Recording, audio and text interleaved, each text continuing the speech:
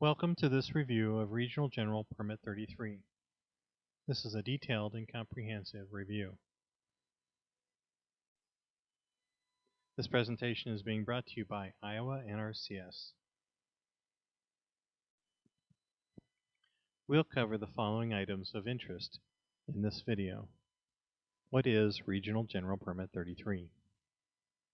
What is the project description of this permit? What conservation practices are covered under the permit? Project location, in other words, where does the permit apply? The specific and general permit conditions and general restrictions in the permit. Regional General Permit 33 is a Department of the Army permit developed by the U.S. Army Corps of Engineers, Rock Island District. Sometimes in this video, you'll see that referred to as RID. Regional General Permit 33 replaces Regional Permit 33. This permit expires December 31st, 2020. It is authorized for the use in Iowa only for specific activities which do not qualify for the Clean Water Act exemption status or are recaptured under Section 404 F2.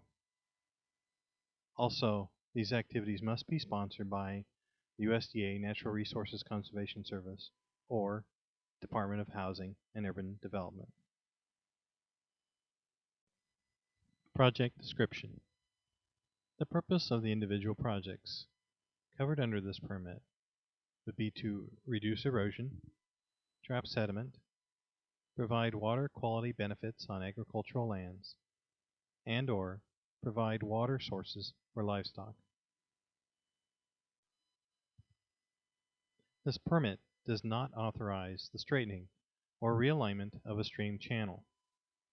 Incidental wildlife habitat and recreation benefits may accrue to landowners from the sediment pools associated with installation of structures under this permit, but such benefits are not part of the primary purpose of these projects.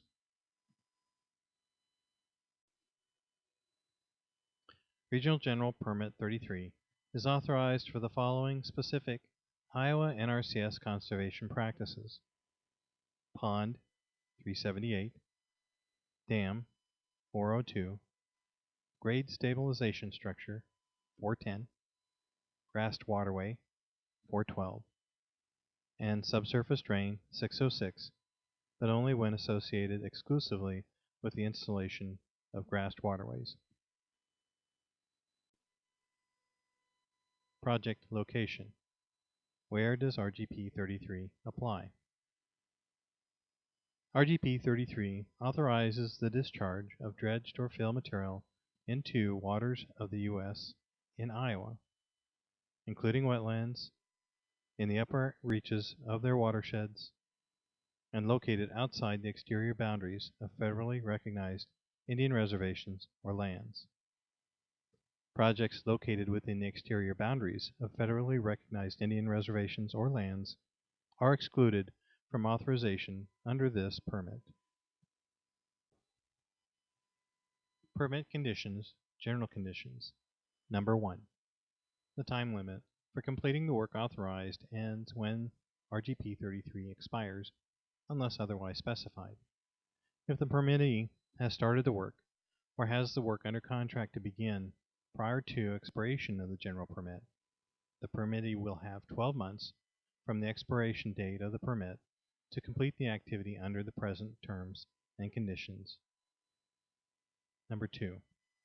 The permittee must maintain the activity as authorized by this permit in good condition and in conformance with the terms and conditions of the permit. The permittee is not relieved of this requirement if he or she abandons the permitted activity, although the permittee may make a good faith transfer to a third party in compliance with General Condition 4. Should the permittee wish to cease to maintain the authorized activity or desire to abandon it without a good faith transfer, he or she must obtain a modification of this permit from the Rock Island District Office. This may require restoration of the area disturbed.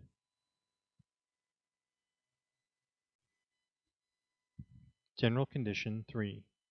If the permittee discovers any previously unknown historic, cultural, or archaeological remains or artifacts while accomplishing the activity authorized by this permit, he or she must immediately notify the Corps' Rock Island District Office and either the Natural Resources Conservation Service or Department of Housing and Urban Development, whichever is the lead federal agency. Number 4.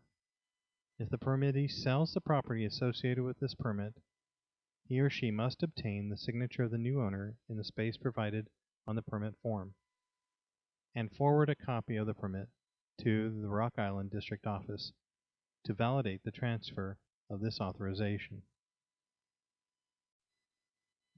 General Condition 5 states, if a conditioned water quality certification has been issued for your project, you must comply with the conditions specified in the certification. The 401 Water Quality Certification has been issued by the Iowa Department of Natural Resources for this permit. No special considerations are listed in the 401 certification. General Condition 6.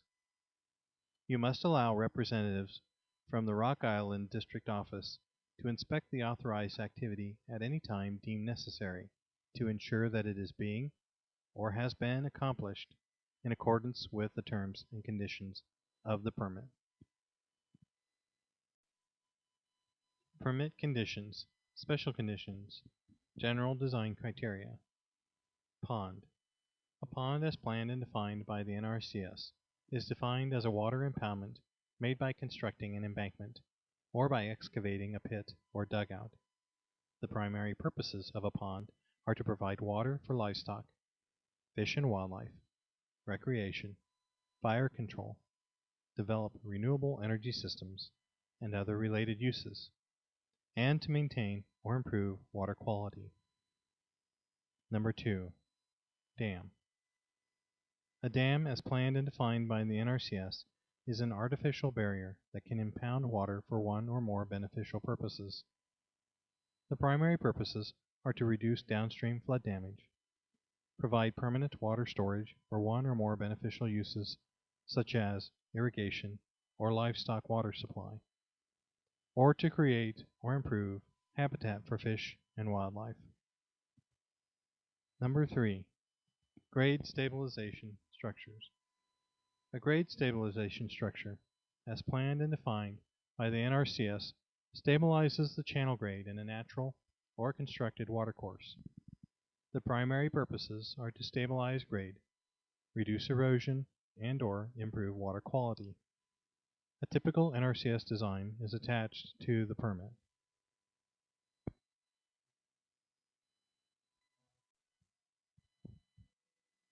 General Design Criteria Number 4. Grassed Waterway.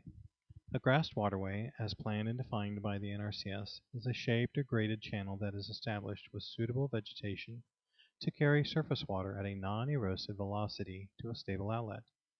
The primary purposes are to convey runoff from terraces, diversions, or other water concentrations without causing erosion or flooding, to reduce gully erosion and/or protect and improve water quality. Number 5. Subsurface Train. A conduit, as planned and defined by the NRCS, is installed beneath the ground surface to collect and/or convey excess water. In Iowa, subsurface drains are frequently used in association with grassed waterways to ensure that terrestrial vegetation can establish, and are authorized under this permit when used as part of NRCS Practice 412 for installing grassed waterways. The subsurface drains may not be placed in the thowag of the waterway. The subsurface drains may only be placed adjacent to the waterway and then backfilled and the surface graded in order to facilitate construction of the grassed waterway.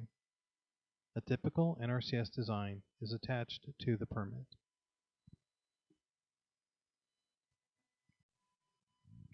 General restrictions. These restrictions must be met for all projects to be authorized under RGP 33. Number 1.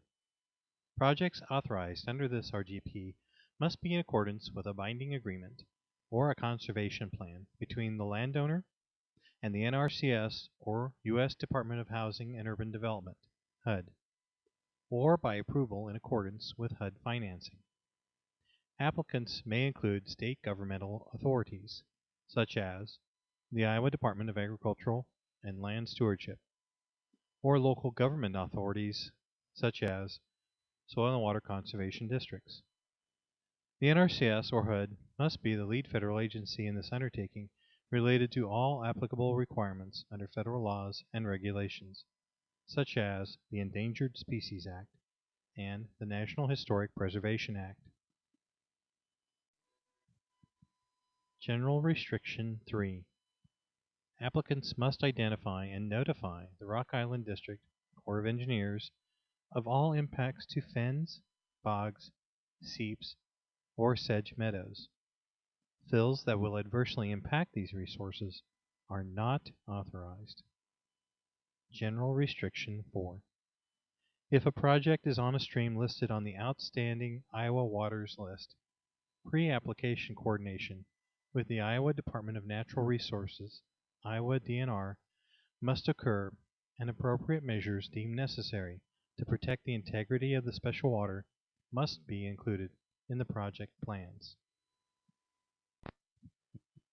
General Restriction 5. Generally, the projects are constructed in upper watershed reaches in areas where there is little or no base flow in the channel. The structures will be strategically located to reduce erosion, where impacts are no more than minimal.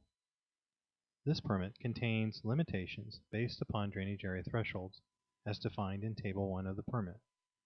Using Table 1, the lead federal agency will advise the applicant on whether or not a proposed project requires notification to the Corps based on the combination of the landscape region and drainage area for the project.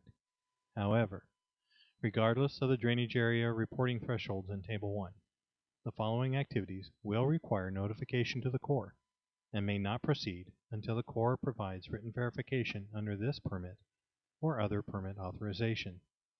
Those three activities are: any structure constructed on a stream channel that creates an impoundment greater than 5 acres, any structure constructed on a perennial stream or any stream with permanent pools, any project that exceeds 1/10 acre loss of wetlands.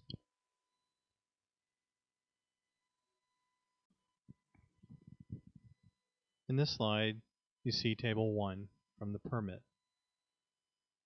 It defines landscape regions as well as those thresholds for non-reporting drainage areas, the thresholds for reporting drainage area thresholds under this permit, and the thresholds for which, when exceeded, require an individual 404 permit. Note that the drainage area threshold is the area of watershed, in acres, measured from the downstream end of the proposed project to the upper reach of the watershed. This is a close-up view of Figure 1, also located in the permit.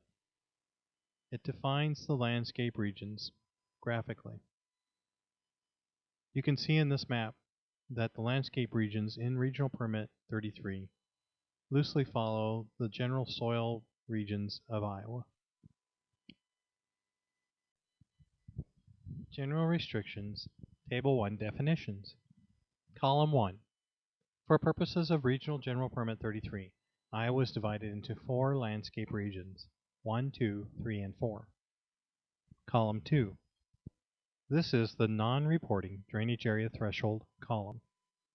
All listed activities conducted in streams or other waters of the U.S., including wetlands, that are below the drainage area thresholds listed in Column 2 do not require notification to the Corps, provided they are not constructed in streams with perennial flow or streams that contain permanent pools, and are constructed in compliance with the general conditions and other terms of this permit.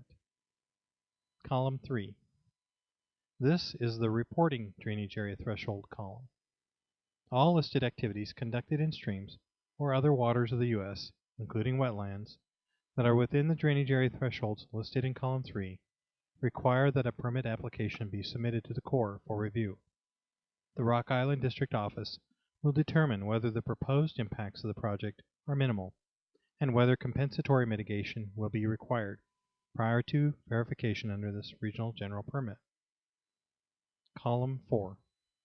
This is the individual permit threshold column. All listed activities conducted in streams or other waters of the U.S., including wetlands, that meet the drainage area thresholds listed in column 4 for the specified landscape region may not be authorized under this Regional General Permit. A permit application must be submitted to the Corps for review as an individual permit 404. General restrictions. Number 6. Typical designs for conservation practices are attached to Regional General Permit 33. Subsurface drainage is authorized only to facilitate installation of grassed waterways pursuant to NRCS design practices. Placing drainage tile primarily within a stream channel for purposes of, or having the effect of, channelizing the stream, or converting waters of the U.S. to non-waters, is not authorized. General Restriction 7. All disturbed areas not covered with riprap shall be seeded in accordance with NRCS Practice Standard 342, Critical Area Planting. Erosion control features such as silt fences, silt ditches, silt dikes or basins, revegetation, and so forth, must be installed to provide continuous erosion control throughout construction and post-construction periods. Where siltation control features have been reduced in capacity by 50% or more, the features shall be restored to their original condition with a minimum of delay. General Restriction 8. All construction within waterways shall be conducted during no-flow or low-flow conditions. General Restriction 9. Any material excavated, dredged, or otherwise produced by the activity will not be returned to the stream waterway, but will be deposited in a self-contained upland or non-wetland area.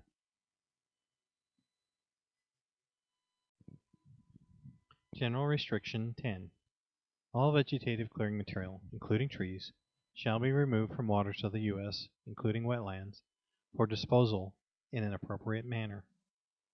Number 11. Where project plans include armoring of a stream bank, acceptable materials are limited to clean riprap, consisting of fieldstone, quarry rock, broken Portland cement concrete, erosion control fabrics, or other similar materials. When using broken Portland cement concrete, all exposed reinforcing steel rod or mesh must be completely removed or cut flush with the surface of the concrete prior to placement. It shall be the applicant's responsibility to maintain the riprap such that any reinforcement material that becomes exposed in the future is removed. The use of asphalt or other solid waste is not authorized. Number 12.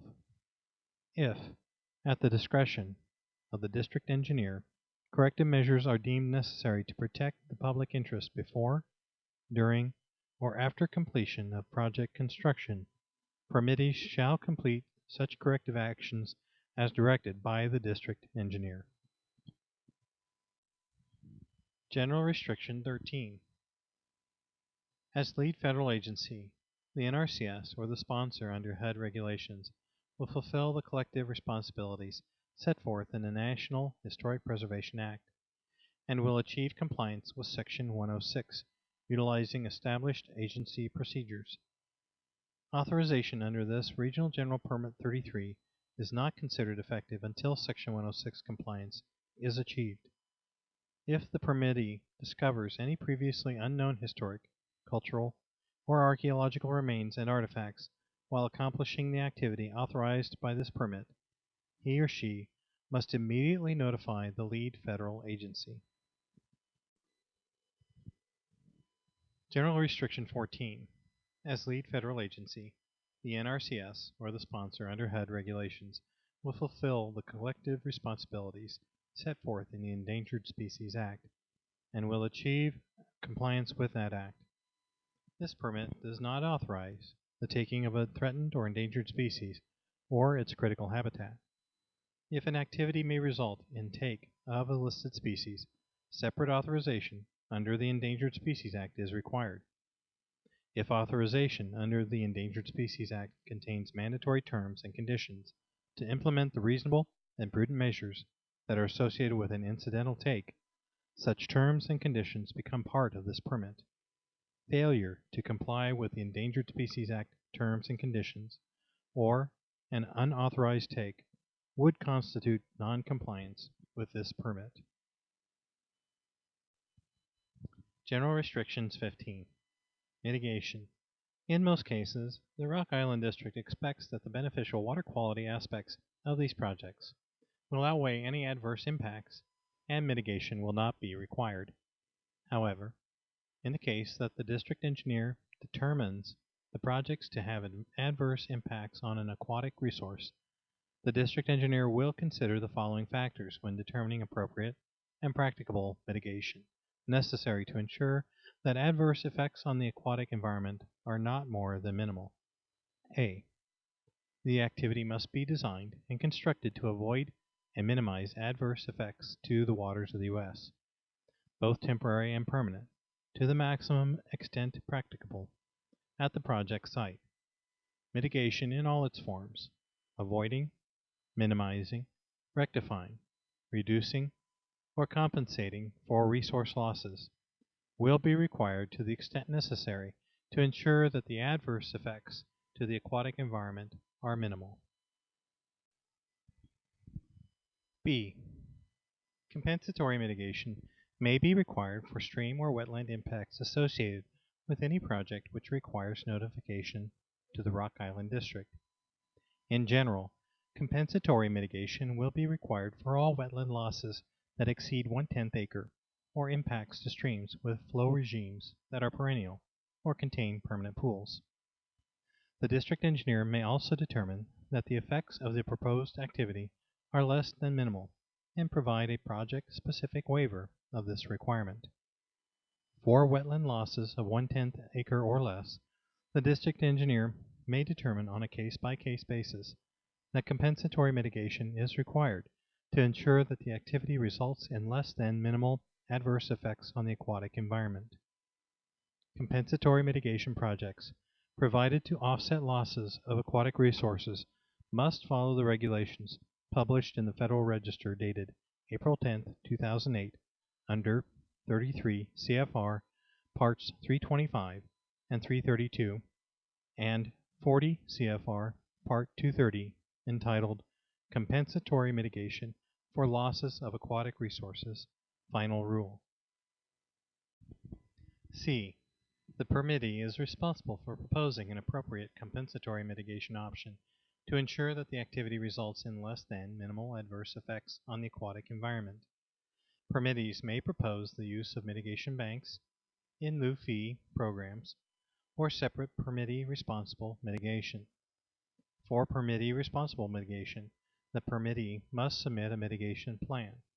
A conceptual mitigation plan may be submitted for initial review. However, a final mitigation plan that addresses the applicable requirements of 33 CFR 332.4 C2 through 14 must be approved by the district engineer before RGP 33 may be authorized for the proposed project. D.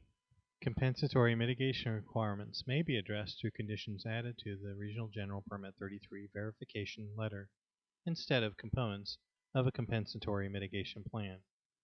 Examples of compensatory mitigation requirements include resource type and amount to be provided as compensatory mitigation, site protection, ecological performance standards, and monitoring requirements. Possible wetland mitigation may include the following: purchase of credits from a mitigation bank or in lieu fee program, creating native upland buffers around the pool and mitigation wetlands, leaving woody vegetation standing in pools to provide temporary fish and wildlife habitat, enhancing and or preserving existing wetlands. Possible stream mitigation may include purchase of credits from a mitigation bank or in lieu fee program, restoring meanders in previously straightened stream segments, constructing a series of professionally designed stream bed stabilization structures, for example, rock riffles. Establishing stream-side vegetative buffers, for example tree plantings, or native grass filter strips. Preserving at-risk or abandoned creek channel segments. Creating or restoring fish and wildlife habitat. Resloping and stabilizing stream banks, or creating additional floodplain or reconnecting a stream with its floodplain. Part E. The Rock Island District will determine if the proposed mitigation is adequate. All mitigation must be completed prior to or concurrent with project construction. If, in the opinion of the Rock Island District, mitigation areas do not fully replace the aquatic functions that are lost due to the installation of the structure or project features, further mitigation measures may be deemed necessary on a case-by-case basis. Proposed mitigation areas may not be located in areas that are enrolled in programs such as the Conservation Reserve Program or the Wetland Reserve Program. General Restriction 16. The permittee shall notify the district engineer within 60 days if the compensatory mitigation project is not achieving its anticipated performance standards. If mitigation is required, the permittee shall provide 60-day advance notification to the district engineer if any action is taken to modify the approved mitigation plan. Remedial work may include regrading and/or replanting the mitigation site. The permittee shall take immediate proactive steps necessary to correct any deficiencies and shall coordinate with the Rock Island District Regulatory Branch prior to implementation of remedial action in order to ensure compliance with the terms and conditions of this permit. General Restriction 17. The permittee is responsible to complete the required compensatory mitigation. Mitigation is not considered fulfilled until success has been demonstrated, and the permittee has received written verification from the United States Army Corps of Engineers. General Restriction 18. Compliance Certification. Each permittee who receives a verification letter from the Corps must provide a signed certification documenting completion of the authorized activity and any required compensatory mitigation. The success of any required permittee responsible mitigation, including the achievement of ecological performance standards, will be addressed separately by the district engineer. The Corps will provide the permittee the certification document with the RGP 33 verification letter. The certification document will include a statement that the authorized work was done in accordance with RGP 33 authorization, including any general, regional, or activity-specific conditions. B. A statement that the implementation of any required compensatory mitigation was completed in accordance with the permit conditions. If credits from a mitigation bank or in lieu fee program are used to satisfy the compensatory mitigation requirements, the certification must include the documentation required by 33 CFR 332.313 to confirm that the permittee secured the appropriate number and resource type of credits. And C. The signature of the permittee certifying the completion of the work and mitigation. General Restriction 19. Pre-construction notification. This section applies for all those activities that exceed the non-reporting threshold in Table 1. A. Where required by the terms of this permit, the prospective permittee must notify the district engineer by submitting a pre-construction notification, or PCN, as early as possible. If the PCN is determined to be incomplete, the district engineer will notify the prospective permittee within 30 days and request the additional information necessary to make the PCN complete. If the prospective permittee does not provide all the requested information, then the district engineer will notify the prospective permittee that the PCN is still incomplete, and the PCN review process will not commence until all the requested information has been received by the district engineer.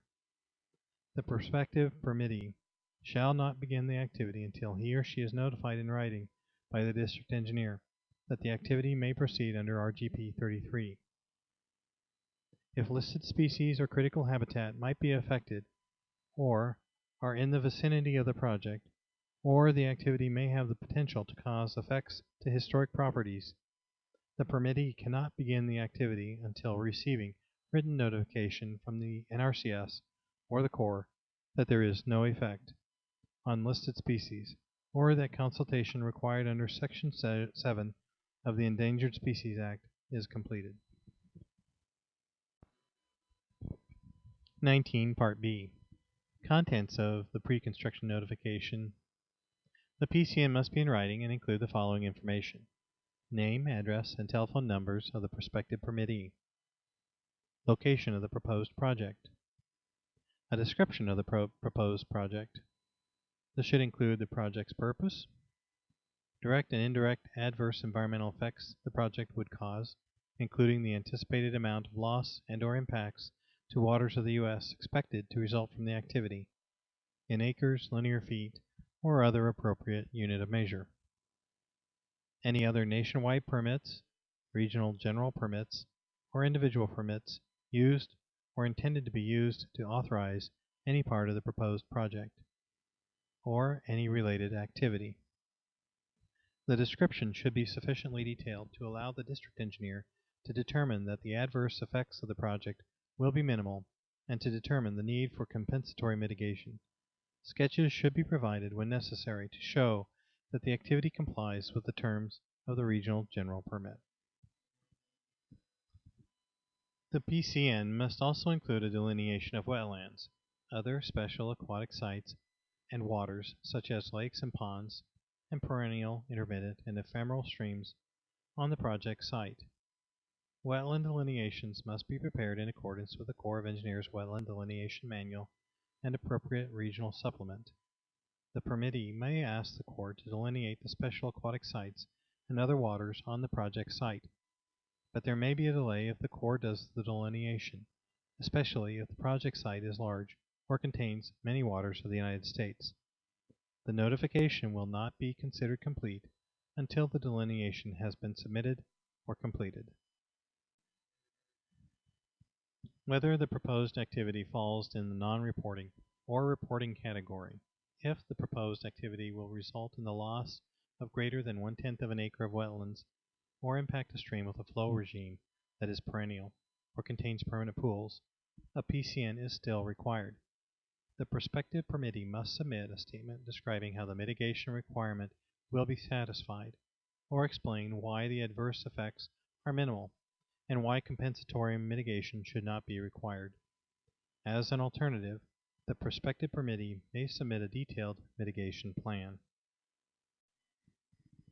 If any listed species or designated critical habitat may be affected, or is in the vicinity of the project, or if the project is located in designated critical habitat, the PCN must include documentation demonstrating compliance with the Endangered Species Act, and for an activity that may affect a historic property listed on, determined to be eligible for listing on, or potentially eligible for listing on, the National Register of Historic Places, the PCN must state if any historic property may be affected by the proposed work, include a vicinity map indicating the location of the historic property, or provide documentation demonstrating compliance with Section 106 of the National Historic Preservation Act.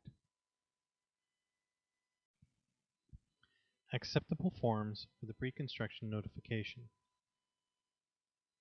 The standard individual permit application form, or the Iowa Joint Application Form, may be used, but the completed application form must indicate that it is a PCN and must include all the information required in paragraphs A1 through B7 of this condition. A letter containing the required information may also be used. General Restrictions, number 20, Water Quality Certification. As noted previously, the Iowa Department of Natural Resources has issued a Section 401 Water Quality Certification for Regional General Permit 33. That certification is attached to the permit. No additional conditions have been listed in the Section 401 Water Quality Certification. An individual Section 401 water quality certification will be required for projects that impact fens, bogs, seeps, and sedge meadows. Let's review some of the major points from this presentation. This regional general permit applies only to specific activities in Iowa which are non-exempt or which may impact waters of the U.S. and which fall under the thresholds outlined in Table 1 of the permit. These activities must be sponsored by NRCS or HUD. The activities must be part of a binding agreement or conservation plan between the landowner and the NRCS or HUD. State and local government entities may be applicants under this permit. The only activities authorized under this permit are ponds, dams, grade stabilization structures, grassed waterways, and subsurface trains when associated with a grassed waterway. For the authorized activities, there are non-reporting thresholds as well as reporting thresholds. See Table 1 and Figure 1 to determine the appropriate category for a specific project. The NRCS will assist applicants in determining what threshold their project falls under. RGP 33 is not authorized for straightening or realignment of stream channels. RGP 33 is not authorized for the primary purpose of recreational or wildlife benefits, though such benefits may be incidental to individual projects. The permittee is responsible for maintaining the activity and for transferring the permit should there be a change in who maintains or owns the project. Either NRCS or HUD must be the lead federal agency.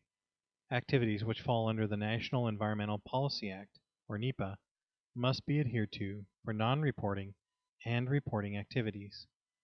The two key areas of concern for the lead federal agency are the Endangered Species Act and the National Historic Preservation Act.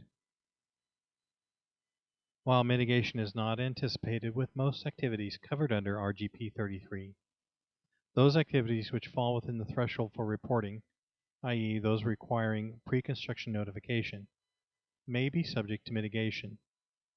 The district engineer will make this determination. Exceptions to those activities that fall in the non-reporting threshold include any structure constructed on a stream channel that creates an impoundment greater than 5 acres, any structure constructed on a perennial stream or any stream with permanent pools, any project that exceeds 1/10 acre loss of wetlands.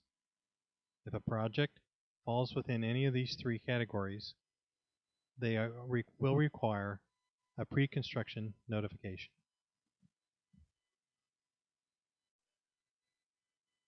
For those activities above the non-reporting threshold in RGP 33, the following forms may be used to submit the pre-construction notification. The standard individual permit application form 4345, the Iowa Joint Application Form, or a letter which includes all the information outlined in General Restriction 19. The updated permit may be downloaded now from the U.S. Army Corps of Engineers Rock Island District website under Regional Permits. This concludes the presentation on Regional General Permit 33. While this review has been comprehensive and detailed, you may find some of your questions unanswered, or you may have new questions. In either event, please contact your area engineer for additional guidance. Thank you.